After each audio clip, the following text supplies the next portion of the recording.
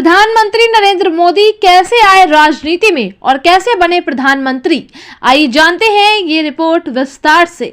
26 जनवरी 1992 भारत के इतिहास का वह ऐतिहासिक दिन जब जम्मू कश्मीर में आतंकवाद अपने घुटनों पर आ गया था। जब आतंकवादियों से जान की धमकी मिलने के बावजूद आज के पीएम मोदी ने श्रीनगर के लाल चौक में तिरंगा फहराया था और जब पाकिस्तान को भारत ने अपनी ताकत की झलक दिखाई थी, उस वक्त नरेंद्र मोदी ने अपने भाषण में ये कहा था, 26 जनवरी को परसों अब चंद घंटे बाकी हैं, लाल चौक में फैसला हो जाएगा किसने अपनी मां का दूध पिया। तो आखिर कैसे ओपोजिशन पार्टी के आम कार्यकर्ता होने के बावजूद उस वक्त नरेंद्र मोदी ने जम्मू कश्मीर में आतंकवाद को मुंहतोड़ जवाब दिया था। उसी साल टेंट में विराजित रामलल्ला के सामने उन्होंने कौन सी प्रतिज्ञा ली थी और जब वो आध्यात्म की तलाश में हिमालय गए थे तब उनके गुरुजी ने उन्हें कौन सा मंत्र दिया था, जानेंगे इस वीडियो में। लेकिन उससे पहले नए दर्शक जल्दी से चैनल को सब्सक्राइब कर दीजिए। दरअसल साल 1992 में जम्मू कश्मीर में आतंकवाद अपने चरम पर था। तभी बीजेपी के वरिष्ठ नेता मुरली मनोहर जोशी ने ऐलान किया कि वो श्रीनगर के लाल चौक पर भारत का तिरंगा फहराएंगे, जिसके लिए कन्याकुमारी से कश्मीर तक एकता यात्रा निकाली गई थी। लेकिन साथियों, आतंकवादियों ने इस रैली में शामिल होने वाले नेताओं को जान की धमकी दी थी। तभी नरेंद्र मोदी ने कश्मीर पहुंचने के ठीक 2 दिन पहले 24 जनवरी के दिन ऐसा भाषण दिया था जो सुनकर आतंकवादियों के पसीने छूट गए थे। उन्होंने कहा था कि हमारी यात्रा ने आतंकवादियों को परेशान कर रखा है। लाल चौक में पोस्टर्स लगाए हैं, दीवारों पर लिखा है, जिन्होंने अपनी मां का दूध पिया है वो श्रीनगर के लाल चौक आए, आकर भारत का तिरंगा झंडा फहराएं। अगर वो जिंदा वापस जाएगा तो आतंकवादी उसे इनाम देंगे। तो आतंकवादियों कान खोलकर सुन लो, 26 जनवरी यानी परसों में अभी चंद घंटे बाकी है। अब लाल चौक में ही फैसला होगा कि किसने अपनी मां का दूध पिया है और किसने नहीं। 26 जनवरी के दिन नरेंद्र मोदी मुरली मनोहर जोशी के साथ लाल चौक पर पहुंचे और तिरंगे को पूरी शान से फहराया।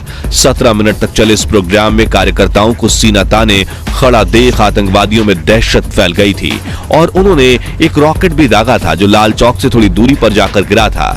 5 से 10 फीट की दूरी पर गोलियां भी चलाई गईं, लेकिन देशभक्तों के हौसले के आगे सब कुछ फेल हो गया। ऐसे ही और कई किस्से भी हैं जिसमें पीएम मोदी ने देश के दुश्मनों को खुलेआम चुनौती दे डाली थी। लेकिन साथियों, क्वेश्चन ये है कि नरेंद्र मोदी के दिल में देश के लिए इतना प्यार और सम्मान जागा कैसे?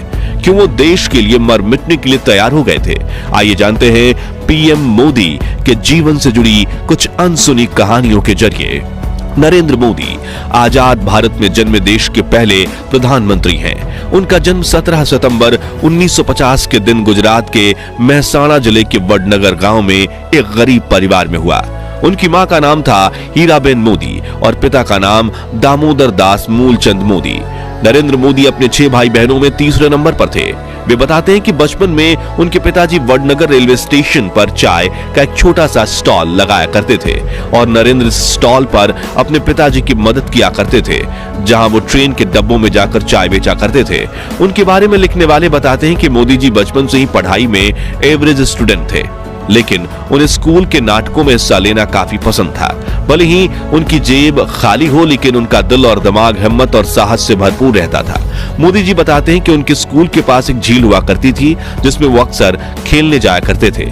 एक बार उन्हें वहां मगरमच्छ का बच्चा मिला जिसको बहुत बहादुरी से उठाकर वो घर ले आए, लेकिन मां हीराबेन के समझाने पर उन्होंने उसको वापस झील में छोड़ दिया। खेलकूद के अलावा वो इतिहास पढ़ने का बहुत शौक रखते थे, इसलिए वो लाइब्रेरी जाकर कई साल पुराने अखबार और देश के इतिहास से जुड़ी किताबें पढ़ते थे। इसके अलावा वो स्वामी विवेकानंद जी से काफी प्रेरित थे, इसलिए वो उनकी सभी किताबें पढ़ा करते थे। महज 8 साल की उम्र में अपने हिंदी टीचर चंद्रकांत दवे से प्रभावित होकर मोदी आरएसएस में जाने लगे। वहां उनकी मुलाकात एक ऐसे व्यक्ति से हुई जिसके लिए वो झाड़ू लगाने से लेकर कपड़े धोने तक का काम करने लगे। उस व्यक्ति का नाम था लक्ष्मण राव ईमानदार, जिन्हें सभी वकील साहब कहकर बुलाते थे। उनकी मोदी जी पर सबसे अधिक छाप थी। नरेंद्र मोदी को बचपन से ही अच्छे कपड़े पहनने का शौक था। हालांकि वो कभी महंगे कपड़े नहीं खरीदते, लेकिन साफ सुथरा रहना उनकी खूबी थी। उनका स्टाइल बचपन से ही काफी अलग रहा। वो कभी बाल बढ़ाते थे तो कभी बड़ी मूंछ रखते थे, कभी सरदार के गेटअप में आ जाते थे। कोई भी चीज आपको ऐसे नजर नहीं आएगी जिसमें सादगी ना हो। अच्छे तरीके से रहना, गंदे रहना, जूतों का पॉलिश नहीं किया है, कुर्ता ऐसा है, उसका मेरे आदत नहीं, मैं बचपन से आदत नहीं है। लेकिन मुझे नहीं लगता है कि मैंने कभी कोई महंगी चीज परचेज की है, कभी नहीं। मेरे शरीर पे कोई महंगी चीज नहीं होती है, लेकिन मैं साफ सुथरा, धोया हुआ, प्रेस किया हुआ पहनना। 12 वर्षीय नरेंद्र मोदी के दिल में देशभक्ति तब जाग उठी जब 1962 में भारत और चीन के बीच भयंकर युद्ध छिड़ गया था, जिसमें भारत की हार ने 12 साल के नरेंद्र मोदी को झकझोर कर रख दिया और उन्होंने देश की सेवा करने के लिए सेना में भर्ती होने की ठान ली। मगर पैसों की कमी होने की वजह से वो आर्मी स्कूल तो नहीं जा पाए, लेकिन उन्होंने एनसीसी ज्वाइन कर ली। फिर 1965 में हुई इंडो पाक जंग के दौरान उन्होंने भारतीय सैनिकों की काफी सेवा की थी। दरअसल जब भी वडनगर स्टेशन पर सैनिकों से भरी ट्रेन आती थी तो मोदी जी उन्हें चाय और खाना पहुंचाया करते थे। बचपन से ही स्वामी विवेकानंद को अपनी प्रेरक मानने वाले नरेंद्र मोदी 1967 में अपना पारिवारिक जीवन त्याग कर स्वामी विवेकानंद की दीक्षा लेने दीक्षा मठ जा पहुंचे, लेकिन उन्हें वहां दीक्षा नहीं दी गई क्योंकि रामकृष्ण मिशन का सन्यासी बनने के लिए उनका ग्रेजुएट होना जरूरी था।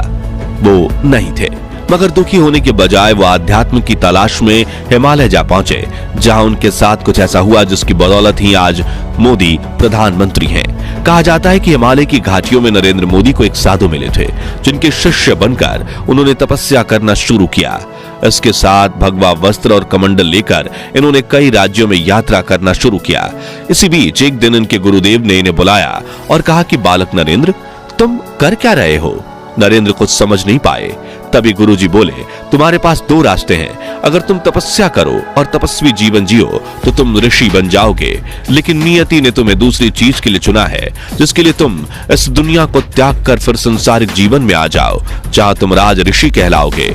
इसलिए वो पहले केदारनाथ, फिर से दिल्ली, राजस्थान और राजकोट से होते हुए वडनगर में वापस आए और कुछ दिन परिवार के साथ रहकर फिर अहमदाबाद आ गए। घर छोड़ने को लेकर उन्होंने एक इंटरव्यू में ये कहा था, 17 साल की आयु में घर छोड़ दिया। स्कूली शिक्षा के बाद मैं निकल गया। वो तब से लेकर के आज तक मैं भटक रहा हूँ नई चीजें पाने के लिए। जहां उन्होंने चाय के कैंटीन में काम करने के साथ आरएसएस ज्वाइन कर लिया और एक प्रचारक के रूप में काम करना शुरू किया। फिर 1975 में जब इंदिरा गांधी ने कई राजनीतिक कारणों की वजह से राज्य में आपातकाल लगा लिया था, उस वक्त भी मोदी जी सरदार के रूप में पुलिस से छुपकर सरकार की नीतियों का विरोध करते रहे। साल 1985 में नरेंद्र मोदी ने बीजेपी में आधिकारिक एंट्री ली और पार्टी के प्रचार प्रसार में जुड़ गए। लाल कृष्ण आडवाणी को मोदी जी का राजनीतिक गुरु माना जाता है। 90 के दशक में जब मोदी जी ने आडवाणी की सोमनाथ से अयोध्या यात्रा में बड़ी भूमिका निभाई, उस वक्त अयोध्या में एक घटना हुई जिसके बारे में काफी कम लोग जानते हैं। बताया जाता है कि 1992 में नरेंद्र मोदी अपने 2-4 साथियों के साथ नंगे पांव अयोध्या में रामलला के टेंट में पहुंचे, जहां प्रभु श्री राम को कड़ी तपस्या करते हुए देख वो काफी भावुक हो गए। उस वक्त उन्होंने भगवान राम की सौगंध खाते हुए प्रतिज्ञा ली थी कि मैं दोबारा आपके दर्शन करने तभी आऊंगा जब आप भव्य मंदिर में विराजमान हो जाएंगे। इस बात को 32 साल हो गए, लोग भूल गए, लेकिन नरेंद्र मोदी नहीं। उनके नेतृत्व में रामलला को न्याय मिला और 22 जनवरी 2024 के ऐतिहासिक दिन पर उन्होंने ही नवनिर्मित राम जन्मभूमि मंदिर का उद्घाटन किया और उनकी प्रतिज्ञा पूरी हुई। इसके बाद उन्होंने अपने भाषण में रामलला के लिए कुछ ऐसे बोल बोले जो सुनकर आपके रोंगटे खड़े हो जाएंगे। राम भारत की आस्था है, राम भारत का आधार है, राम भारत का विचार है, राम भारत का विधान है, राम भारत की चेतना है, राम भारत का चिंतन है, राम भारत की प्रतिष्ठा है, राम भारत का प्रताप है, राम प्रवाह है, राम प्रभाव है, राम नेति भी है, राम नीति भी है, राम नित्यता भी है, राम निरंतरता भी है, राम विभु है, विशद है, राम व्यापक है, विश्व है, विश्वात्मा है। पीएम मोदी गुजराती में कविता लिखते हैं। उन्हें फोटोग्राफी का भी काफी शौक है। बहुत कम लोग ये जानते हैं कि पीएम मोदी अमेरिका से पब्लिक रिलेशन और इमेज मैनेजमेंट का 3 महीने का कोर्स कर चुके हैं। उनके 5 भाई हैं और एक बहन है। नरेंद्र मोदी की पत्नी का नाम जशोदाबेन मोदी है। परिवार के कहने पर उन्होंने सिर्फ 17 साल की उम्र में जशोदाबेन से शादी की थी। कुछ लोगों का कहना है कि शादी होने के 3 साल बाद तक मोदी जी अपनी पत्नी के साथ रहे, लेकिन मोदी जी के बारे में लिखने वाले इस बात से इनकार करते हैं और कहते हैं कि वो दोनों कभी साथ रहे ही नहीं। मोदी जी का मानना है कि एक शादीशुदा के मुकाबले अविवाहित व्यक्ति भ्रष्टाचार के खिलाफ ज्यादा जोरदार तरीके से लड़ सकता है, क्योंकि उसे अपनी पत्नी, परिवार और बाल बच्चे की कोई चिंता नहीं रहती। खैर, 1992 में एकता यात्रा करने के बाद पीएम मोदी गुजरात आ गए, जहां 1995 में बीजेपी ने पूर्ण बहुमत की सरकार बनाई। केशुभाई पटेल को मुख्यमंत्री बनाया गया और नरेंद्र मोदी को पार्टी का कामकाज देखने के लिए मुंबई बुला लिया गया। 1998 में गुजरात में फिर चुनाव हुए और बीजेपी की सत्ता में वापसी हुई, लेकिन केशुभाई अब काफी बीमार रहने लगे थे। इस बीच 26 जनवरी 2001 को आए भूकंप ने गुजरात को हिलाकर रख दिया था। लोग सरकार से निराश हो चुके थे। तभी केंद्र में एनडीए की सरकार थी और प्रधानमंत्री थे अटल बिहारी वाजपेयी, जिन्होंने मोदी जी से कहा, तुम्हें दिल्ली छोड़कर गुजरात जाना चाहिए। पहले तो मोदी जी ये बात समझ नहीं पाए, लेकिन फिर उन्हें पता चला कि वाजपेयी उन्हें गुजरात का मुख्यमंत्री बनाना चाहते हैं और गुजरात आने के बाद 7 अक्टूबर 2001 के दिन नरेंद्र मोदी को गुजरात के मुख्यमंत्री के रूप में नियुक्त कर लिया गया, जहां उन्होंने 4 बार लगातार जीत हासिल करके करीब 13 साल तक गुजरात के मुख्यमंत्री का पद संभाला। और फिर साल 2014 में बीजेपी ने केंद्र में भारी बहुमत के साथ जीत हासिल की और 26 मई 2014 के दिन नरेंद्र मोदी बने भारत के प्रधानमंत्री। तो दोस्तों, आज के लिए बस इतना ही। अगर आप इस वीडियो का पार्ट 2 देखना चाहते हैं, जिसमें हम प्रधानमंत्री बनने के बाद मोदी जी के जीवन के रोमांचक सफर की बात करेंगे, तो कमेंट बॉक्स में पार्ट 2 जरूर लिखिए। वीडियो अच्छा लगा हो तो इसे लाइक और शेयर जरूर कर दीजिए। ऐसी ही रोमांचक वीडियोस देखते रहने के लिए हमारे चैनल को सब्सक्राइब करके पास वाली घंटी जरूर बजा दीजिए। धन्यवाद। 26 जनवरी को परसों, अब चंद घंटे बाकी हैं, लाल चौक में फैसला हो जाएगा किसने अपनी मां का दूध पिया। कब हुई थी प्राइम मिनिस्टर नरेंद्र मोदी और गृह मंत्री अमित शाह की मुलाकात? कैसे अहमदाबाद की सड़कों पर स्कूटर पर घूमने वाले मोदी शाह की जोड़ी पहुंची केंद्र तक? और कब देखा था पीएम मोदी ने जम्मू कश्मीर से आर्टिकल 370 हटाने का महत्वाकांक्षी सपना?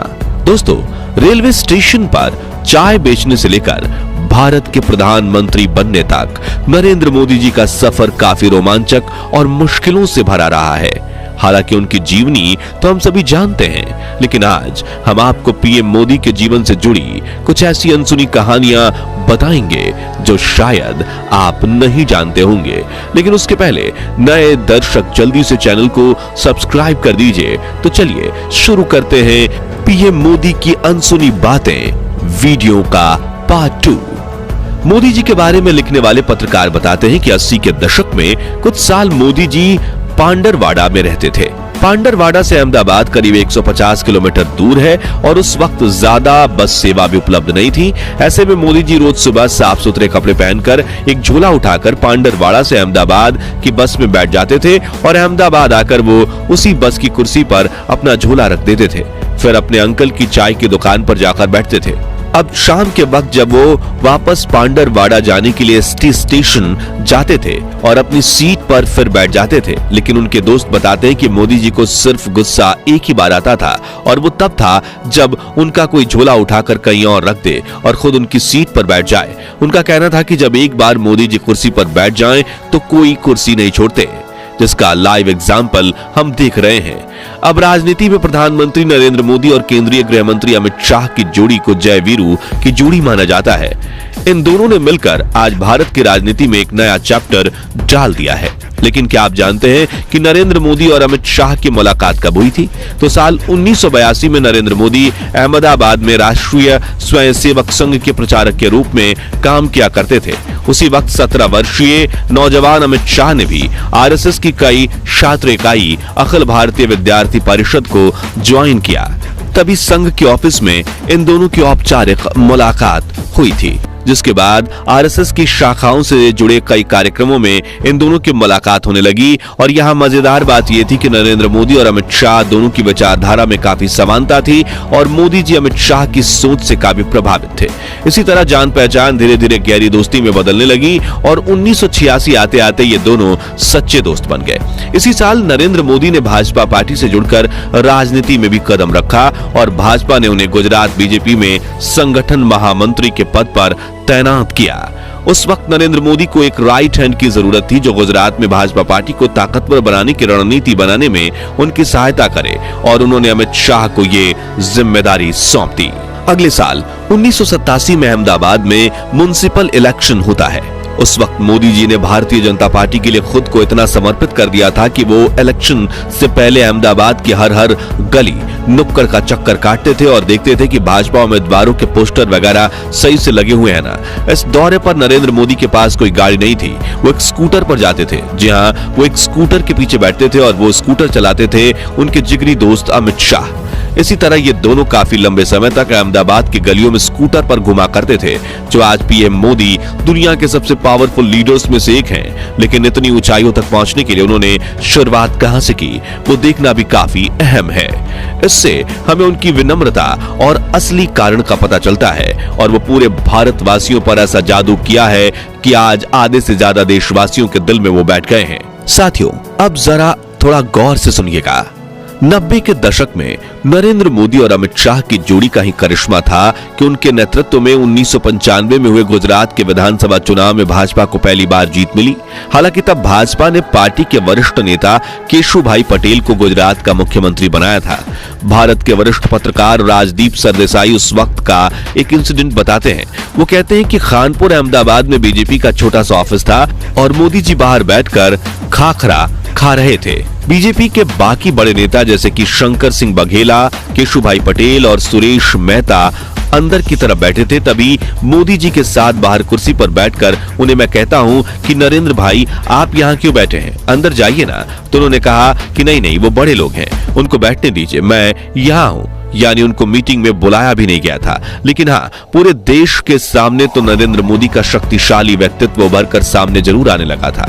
हालांकि ये सिर्फ गुजरात के चुनाव की जीत का कारण नहीं था, बल्कि उससे 2 साल पहले नरेंद्र मोदी जी के नेतृत्व में ही देश में बहुत बड़ा आंदोलन हुआ था।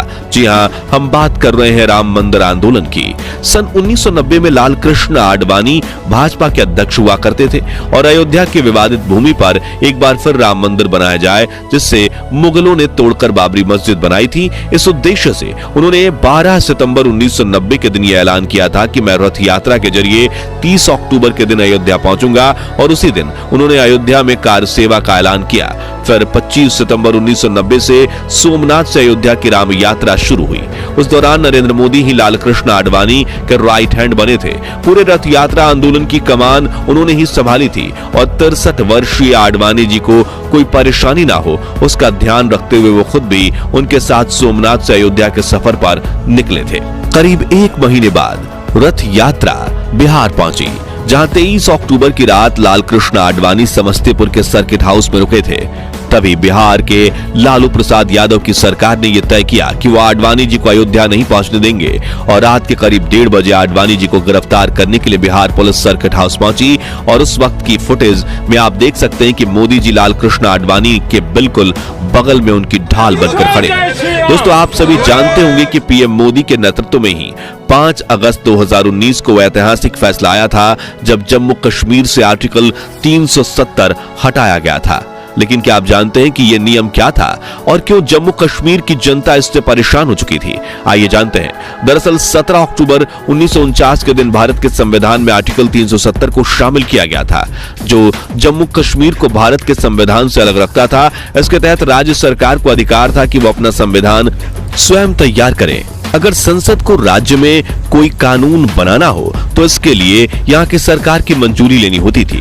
वहीं पहले जम्मू कश्मीर का राष्ट्रीय ध्वज भी अलग था और तो और यहाँ के लोगों के राष्ट्रीय ध्वज का सम्मान करना भी अनिवार्य नहीं था। साथ ही अन्य राज्यों के नागरिक जम्मू कश्मीर की संपत्ति नहीं खरीद पाते थे। इसलिए राज्य की प्रगति में भी अड़चन आती थी। और आपको बता दें कि प्रधानमंत्री नरेंद्र मोदी ने जम्मू कश्मीर में आर्टिकल 370 हटाने का सपना तब देखा था जब केंद्र में बीजेपी की सरकार तक नहीं थी। हम बात कर रहे हैं साल 1998 की। यकीन नहीं हो रहा हो तो उन्हीं की जुबानी सुनिए। हिंदुस्तान की जनता ने हमको जितनी मात्रा में वोट दिए उतनी मात्रा में ही हम गुड डिलीवर कर सकते हैं। अगर हमको 2/3 बहुमत दिया होता तो हम धारा 370 को भी निकालने का निर्णय कर सकते थे। फिर अप्रैल 2014 में प्राइम मिनिस्टर बनने से पहले भी उन्होंने इस मुद्दे पर बात की थी। आप भी सुनिए। अगर कश्मीर को आगे बढ़ाना है और जो अच्छी चीजें हैं अगर उसका लाभ कश्मीर को नहीं मिलता है और कश्मीर हमारा पीछे रह जाएगा तो देश का भला होगा क्या? तो जैसे अन्य राज्य प्रगति करते हैं वैसे कश्मीर की होनी चाहिए, नहीं होनी चाहिए। वो मानते थे कि जब तक आर्टिकल 370 लगा रहेगा तब तक कश्मीर पिछड़ा रहेगा और मौका मिलते ही उन्होंने कश्मीर को इन बंदिशों से आजादी दिलवा दी, जिसके बाद वहां पर पिछले 4 सालों में सचमुच विकास हुआ है और उसकी तारीफ पूरी दुनिया कर रही है। कहा जाता है कि जब साल 2001 में गुजरात में बीजेपी की पकड़ कमजोर हो रही थी तभी केंद्र में एनडीए की सरकार थी और प्रधानमंत्री थे अटल बिहारी वाजपेयी, जिन्होंने मोदी जी को बुलाकर कहा था कि अब आपको गुजरात जाना चाहिए, यानी कि अब आपको गुजरात का मुख्यमंत्री बनना चाहिए। जिसके बाद मोदी जी गुजरात आ गए और 7 अक्टूबर 2001 के दिन वो गुजरात के मुख्यमंत्री बने। तभी पत्रकार सुधीर चौधरी ने एक इंटरव्यू में उनसे पूछा था कि आप मानते हैं कि गुजरात एक राम राज्य है जहां जाति पाति नहीं है, समस्याएं नहीं है? तभी मुख्यमंत्री नरेंद्र मोदी ने कहा था कि गुजरात में राम राज्य बनाने की बहुत संभावनाएं हैं। जिस भूमि ने गांधी को जन्म दिया है उस भूमि में राम राज्य बनने की संभावना मैं बहुत ज्यादा देखता हूँ। फिर उन्होंने पूछा कि क्या आपकी दिल्ली से गुजरात में पैरा ड्रॉपिंग हुई है? उस पर मोदी जी ने काफी मजेदार जवाब दिया था। नरेंद्र भाई, आप तो गुजरात में ही है, गुजरात में आपने इतना काम किया और आप तो गुजरात जाते ही नहीं है और अब मैं गया तो आप पूछ रहे हैं कि पैरा ड्रॉपिंग हो गया। मुझे बड़ा आश्चर्य हो रहा है भैया कि जो जिस धरती में पैदा हुआ उसको आप पैरा ड्रॉपिंग कह रहे हैं। जी हाँ, उन्होंने कहा था कि मैं गुजरात की धरती पर ही पैदा हुआ तो पैरा ड्रॉपिंग कहां से हुई भाई। खैर, नरेंद्र मोदी के गुजरात के मुख्यमंत्री बनने से पहले ही जनवरी 2001 में कच्छ में भयंकर भूकंप आया था जिसने 20,000 से भी ज्यादा मासूमों की जान ले ली थी, 1,66,000 लोगों को जख्मी किया था और लाखों लोगों को बेघर कर दिया था। चीफ मिनिस्टर बनने के बाद कच्छ जाकर वहां के इतने बुरे हालात देखकर उन्होंने कच्छ के हालात सुधारने के संकल्प लिए और उनके नेतृत्व में जल्द ही पूरे राज्य को रिवाइव किया गया। मोदी जी ने कच्छ के रेगिस्तान में रह रहे लोगों तक उन्होंने नर्मदा नदी का पानी पहुंचाया और वहां कई उद्योगों का विकास करवाया और कच्छी लोगों को फिर अपने पैरों पर खड़ा होने में सहायता की। आज कच्छ में काफी बड़ा सोलर प्लांट है, 35 से अधिक कॉलेज, एक विश्वविद्यालय, 1000 से अधिक नए स्कूल, एक नया भूकंप प्रतिरोधी जिला अस्पताल और हर घर के लिए नर्मदा का पानी है।